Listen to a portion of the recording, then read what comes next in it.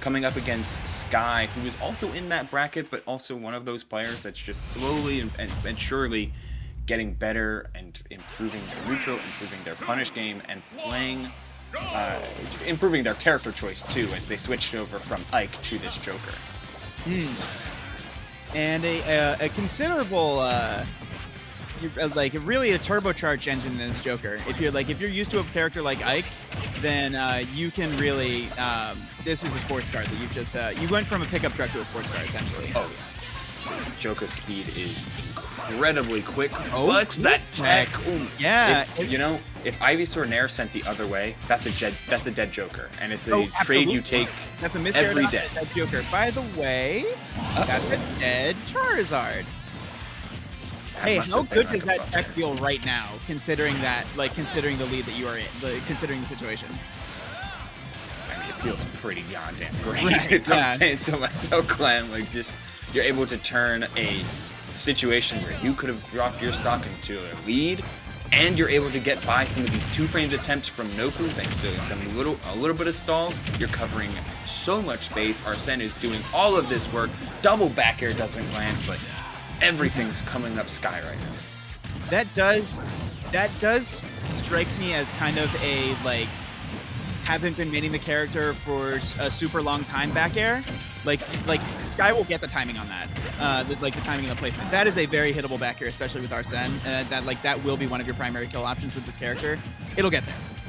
Yeah, going that much deeper, understanding that your threat range grows with Arsene is one of the biggest things is one of the biggest change-up, not even just going from other characters to Joker, but going from Joker to Arsene.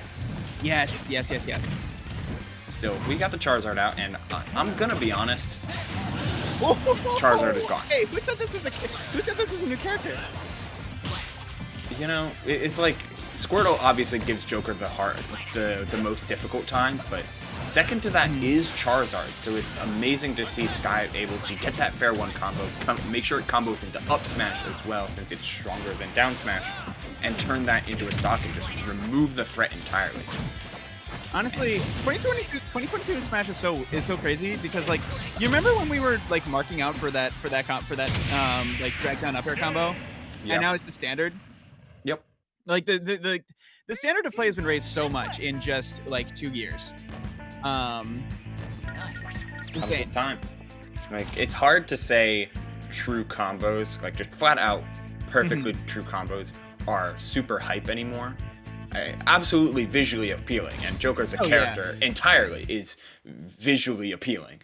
Yeah. But it's just that's a kill confirm. That's a bread and butter that Joker players need to have, and unfortunately, air dodges like that is something that you don't want characters to have, and something that may actually have called overproduction, as we are seeing good old boy Kelvin take a look at his equipment.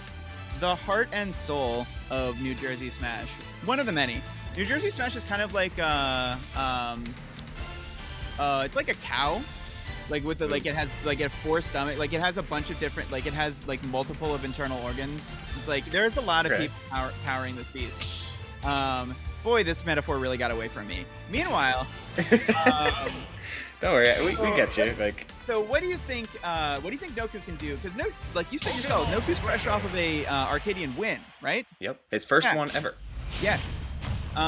First Arcadian win, rather, not overall win. Right.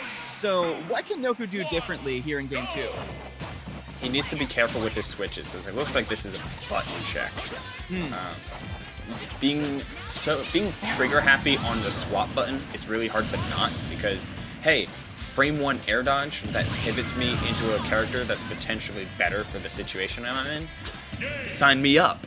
But oftentimes Joker makes you play a very disciplined game plan, because he's oftentimes faster than you are, and can burst into your zone with a lot more reliable and safer moves, whether it be dash in, bar back air, nair, dash attack, or just flat out dashing back and using E-Hop. He's an incredibly flexible character in that right. So Squirtle and Squirtle in general does a whole lot of work in this matchup, period. but also making sure that you're not being stagnant. And while a frame 1 air dodge is good, it stops you in midair on the ground no matter where you are. I love that jab right there, but that up B, well, you know, we'll give Noku the credit of the doubt. We'll say it was buffered. Oh, he pushed him far away. Okay, I love that. You know what? That's well, I don't know. Can we call that karma from game 1?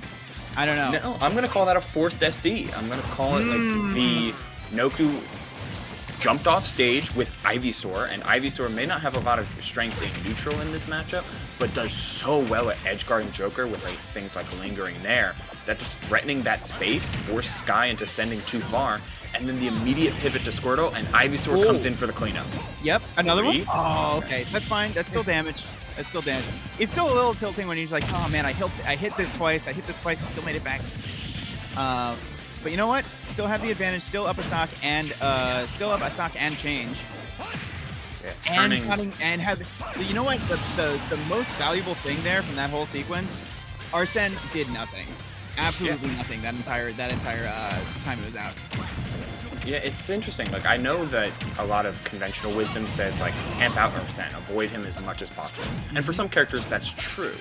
But for some, like Pokemon Trainer, you can bully Arsene out of Joker. Right. You can just beat him up, and he'll eventually just go away, forced to resign to Wings of Rebellion time and time again. And speaking of some of the plays that Noku's been going for, like the bravery on top of some of the reads from Sky, taking advantage, and whatever Kelvin did is working out amazingly for Noku. Noku is so recalibrated right now. And like, to your point, like that's a great point. That's like, what's better than camping out Arsene? Edge guarding Arsene, because you're actually whittling down the meter yourself instead of just waiting. That was, you know, night and day from Noku. Yeah, complete transition of how the matchup can go. Like, because one of the worst things about Pokemon Trainer is that airspeed. It is sluggish for the 3-0. And while Squirtle's pretty quick on the ground, like once you're able to commit them to the air, that's where Joker can run circles. And it's how Sky was able to get some deep edge guards or edge guard attempts late in game 1. Game 2, none of that was there. It's very grounded, finding a lot of grounded openings with Noku and turning them into edge guards and much more closed off parts of the stage where Sky's just getting bullied.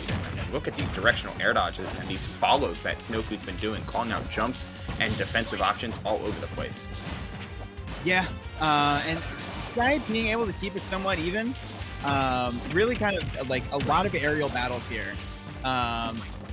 Okay, uppy, kind of a swing there, but Sky not really in a position to punish there. Wow, going straight in against Arsene. Find my words. Careful with that jump, but Sky didn't pull the trigger. Interesting how Sky has been extremely reserved when it comes to some of their aerials. They're looking for true follow-ups, and that can be a good thing, but also you have to know when you need to take your risks as Joker, especially in this metagame, or else you can get out-tempoed very quickly. He's controlling stage right now. Yeah, and that was a good switch. But Noku, I feel like, had been telegraphing a few too many things on that stock. That got into that situation. Can you make it back? What a play! What a play! The turnaround, getting the up B, getting that snipe. So I think this might give a little bit away of where that idea came from, but so Noku's a Pokemon Trainer player, and he lives in not just the same region, but the same sub-region as Quid. So you know what tricks that Ivysaur has up in their movement zone. 151 though, and this Charizard's out here thriving and surviving. I think the main goal here for Noku is exactly this: get Arsene to pop before you lose this first stock. Force him to take your stock with like an Arsene back air, maybe even get some damage up on it. But you're feeling pretty comfortable, even just the fact that your first of potentially only Arsene of this second stock is gone by the wayside. And that was a lot of defense there from Noku. You were really hoping to get a little bit more extra credit there, but because Noku's been very, very willing to run in and fight against Arsene. Like run up grabs, run up aerials, like no fear. But Sky really wasn't giving Noku the opportunity to do that, and was ultimately able to get that back air and essentially even things up. Ooh, nice re-grab there. And scouting out the air dodge as well. Sky pulling out some extra reads and trying to force Noku into some really dangerous situations. But there's a grab into it. Very least the Vine Whip. Nothing isn't going to close out the stock, but it's still plenty of damage as Noku doesn't go for another edge guard. And I feel like that the fact that that threat isn't there for Sky anymore has really allowed him to become a lot more confident on stage. Yeah, because like you're also applying mental pressure when you even just go for edge guard attempts. As long as you keep yourself safe, very nice tether cancel there to confirm into that up air. That's a huge stock there for Noku, who is really like, I don't know if it's unexpected, but is really like in a slugfest here in game number 3. Yeah, and these two are seated pretty close. Sky has gotten a lot of really good wins, but is just looking for that really good placement to back it up, you know? Like, not just getting like a 9th or a 7th at Fusion, but like he's trying to get that top 3 that in combination with some of these big wins. But having to go through Noku he's certainly keeping it close, and it's very even, but these low percent Squirtle combos are going to do a number on Joker, as well as that Ivysaur down air could have. And it all comes down to this Arsene. If Sky is able to get some work done here, then we're gonna have a last hit game. But if not, I have a hard time seeing how Sky is going to do enough damage to get a kill already at 86 and having only done 23. The ebb and flow of this game really swinging back in Noku's favor, just like Stock 1. Sky trying to take their time a little bit, pepper away with Gun. But some of their jump reads and offensive plays really haven't been working out in the midst of this final moments of Game 1. The switch over to Charizard, so you know it's kill time coming up.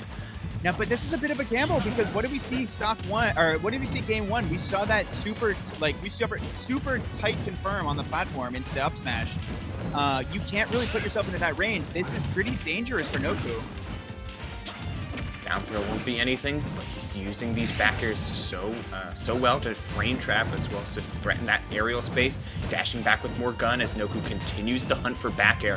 Getting really linear here. Gotta be careful. Oh, that was a bait for an up smash. I love the disengagement from Sky. Use that speed to your advantage. Charizard. Oh, no! I say no, but like, you know, yay! Also, like that was a very entertaining, intense last hit situation. And I was just about to bring up that like Sky clearly knows Noku's camping for an F tilt, he's camping for an up smash, he's camping for a back air. He's like one of those 3 things. And the one thing you can't do, and Sky had been so good about avoiding all those options throughout the course of that set, like even parrying them in Game 1. So it all comes down to the one hit that Charizard's able to find. Right. I think as soon as Sky wanted to try and get a little bit more offensive with their positioning and turn the platform into a runoff aerial is when they sealed their fate. Because you know that Noku's main spacing tool was that big Charizard back air. Yes. And Joker plays out of the corner extremely well with Gun. He didn't need to take that risk, especially since the Gun play was flat out working. The lead was basically diminished. Shame that he got a little bit too antsy just at the final moments there. But it's something that Noku will take hands down. Yeah. Now,